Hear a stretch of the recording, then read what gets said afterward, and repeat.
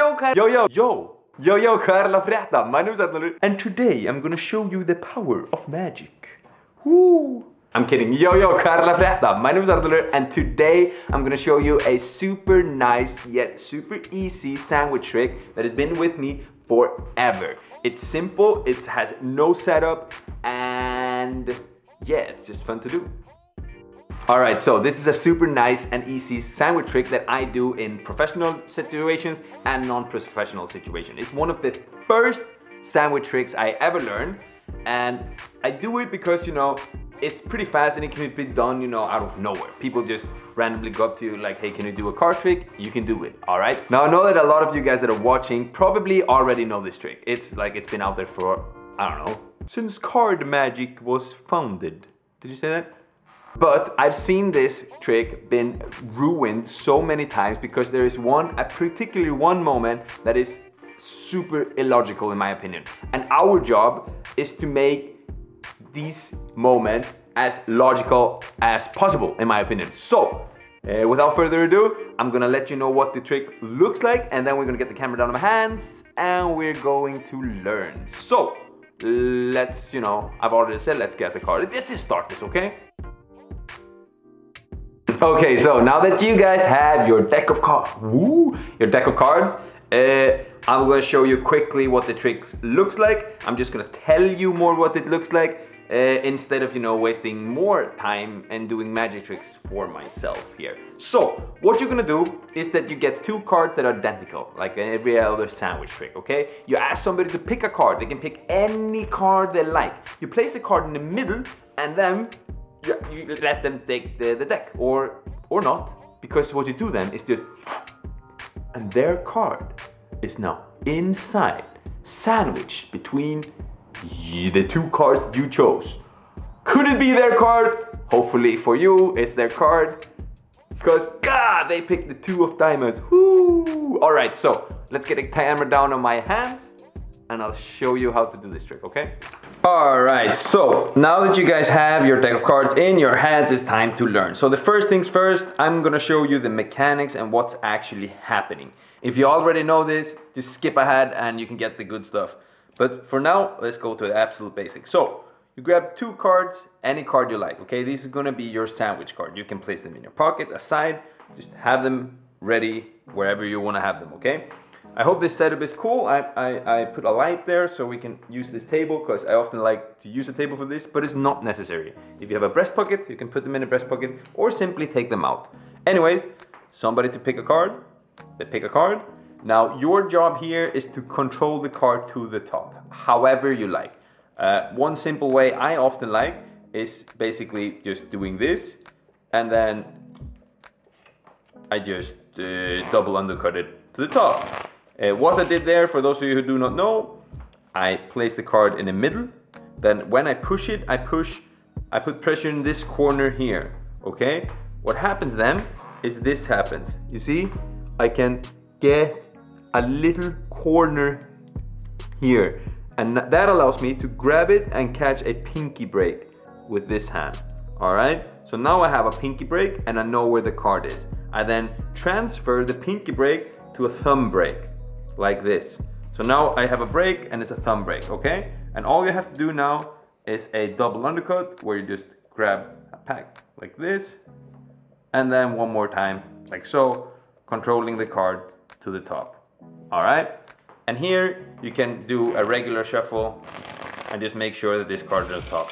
I encourage you, after you've done the double undercut, to take a moment and just let that sink, and then do this. I feel that often in magic we do things too fast, and if you're doing things too fast, it really feels like trickery. So I try to make everything just sink. Just a moment, you know, just to let it just one breath, and then I go to the next phase. Anyways, now let's say that they pick this card, it's on top. Now what happens, mechanically speaking, is that you're gonna get a break underneath this one, and then you grab these cards, and you're going to steal this card here. And it's easy when you have a break. You just steal it, and now you're left in this position right here, okay?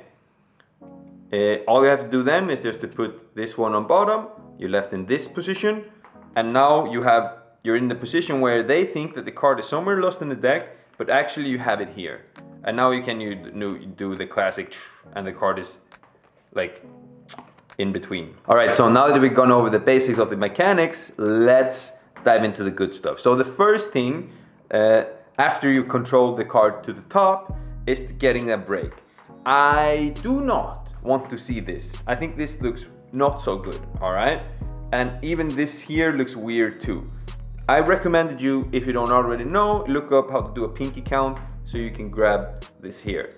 But pinky count is also a little move. So what I do is, as I'm reaching for the two cards, whether it's in their hand, in my pocket, or on the table, I reach and then I grab the pinky count, all right? So it's hidden in this motion because I'm focusing, my eyes are looking down at here, and as I do that, I've already catched a break, all right? So I'm hiding it here, so it's a boom. So it's like little extra that makes a difference, okay? Next thing is a move that I think is so, there's no logic in it. Why would you take two cards that are here, put them on, like top of your deck, do this to place them back here? Makes no sense. Makes no sense. But why wouldn't you just go like boom, and there is in between? But it's because we have to steal it, and I think they can feel it. So what I do here is this. I reach down and I start to talk about the two cards. Often I just make, okay, so we have two cards here. I might show, I don't say there's nothing in between them, I just show them. And I just play with them a little bit. Like what I do depends on the moment, but I'm putting emphasis on the cards, okay? And I'm grabbing it because I want people to like really see the cards or anything in that nature, okay? Here, I need to free my hand, okay? So I try to make come up with an excuse. I don't say anything, but it often looks like this for me. Maybe there's a deck of cards here, and I need to move the deck. I'm like going to move, but I realize that I have these cards, so just put them here, move it, and then I go. Okay? This I sometimes do. If I want them to hold the card, it would look like this. I would go, oh, could you please hold out your hand for me? You see? And then I put them here, and it's like an excuse to like ditch the cards for a moment, because, you know, it's like, especially if there's no table, this is great. It's like, okay, could you please hold out your hand? Great. Okay, I need you to, and then you've already stolen the card. And you're doing this all while having your eyes up, okay? So this is how I go about making this a little bit more logical. It's by coming up with, like, there is something that I need to do with my hand, whether it is, you know, to move an object or simply, you know, doing a gesture. That's also really cool. Like, okay, so everybody listen up right now. Or, you know, like, oh, could you please move your hand? Could you please move your hand? Can you please get your hand, sir? And then you have it like this. All right. Now there are a few things you can do. You could either go, if you were standing up, you can either go like, could you hold the rest of the deck? And that's why, because you also need to be why they're not just giving your hand. You need to, if you're asking them to get your hand, you're either giving them the cards. So it's like, they get the cards here. And this is a cool thing you can do. You can take the cards with this one and place it in their hands. So they're giving you the hands like this. You're placing it in their hands and asking them to do this. A little bit bold, but it usually works. Few tips here is just, I like to dig it a little bit in their hands and ask them to do this. Now the situation is that they think the card is in the middle, but you go like, and they open up their hand, and their card is now in between the two cards, the queens, that was in their hand the entire time. Super, super nice, and it's really strong. The second option would be to let them take the deck, and now you hover, like they're holding a deck, and you do this classic, you hover over, and it magically appears. Super, super nice too.